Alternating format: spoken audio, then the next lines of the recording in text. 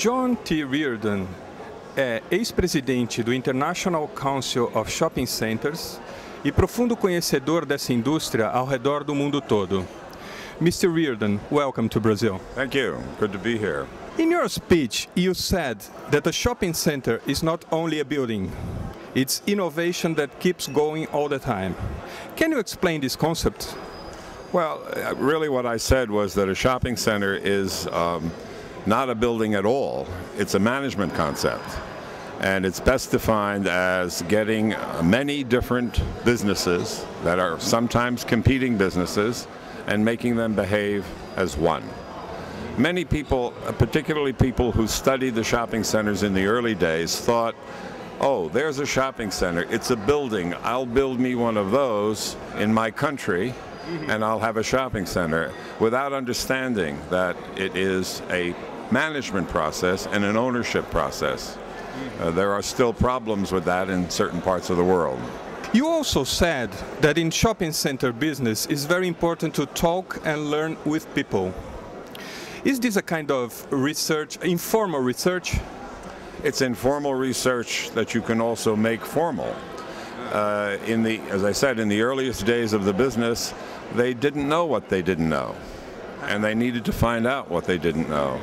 And they felt that the best way to do it would be to ask each other. Now that asking each other has moved to asking other people, asking shoppers, consumers, asking public officials, trying to find out, what it is they understand about a shopping center, what they see to be the benefits of a shopping center, and how they can use shopping centers to, frankly, make their lives better.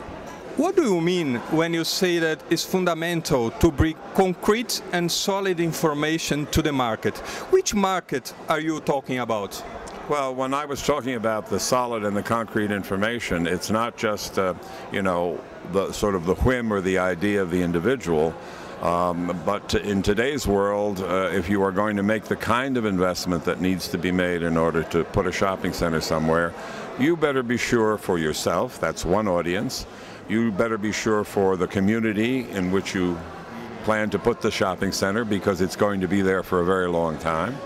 And you need to be sure that the kind and type of center that you build is one that will respond to the consumers in that market today, and that it will have enough flexibility to respond to those who might be there 5, 10, 15 years. You don't know who they are or what characteristics they will have, but they will be there.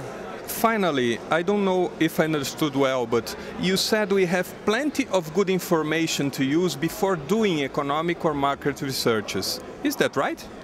Well, more or less. What I was saying was that an awful lot is known already in some instances. Let me give you an example of a different country. In Turkey today, well over 50% of the population is 25 years of age or younger. These people are all people who are forming their families. They need to be able to purchase all sorts of things. They need to be served in a certain way. Yet the earliest shopping centers in Turkey were the kind I said. They went to America, they saw these big, expensive shopping centers with all of the big brands, and they said, I'm going to build one of them. And they did, and they built them successfully in certain markets. But the vast part of the population was not one who could afford that merchandise. They were much and are much younger people, and so they needed a very different kind of shopping center. That's the kind of thing I intended.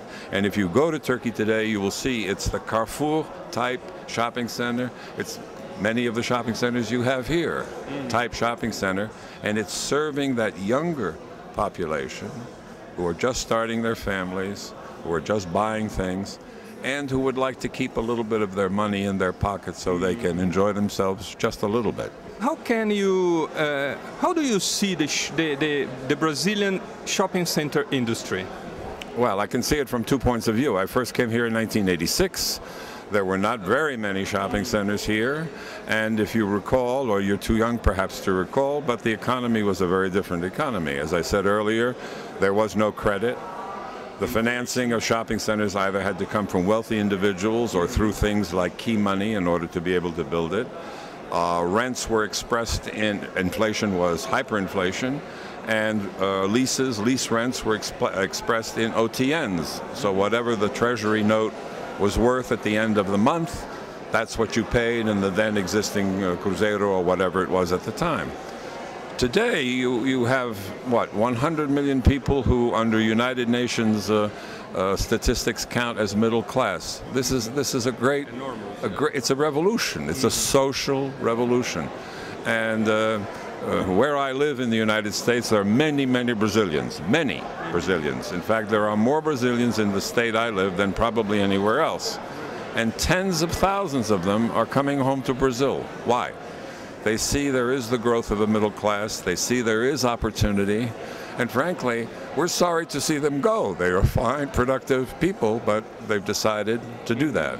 Well, that's a wonderful compliment to what has happened here. So important that that continue for Brazil and for, you know, the rest of the world. Thank you for your interview. Thank you very much. Happy to do it.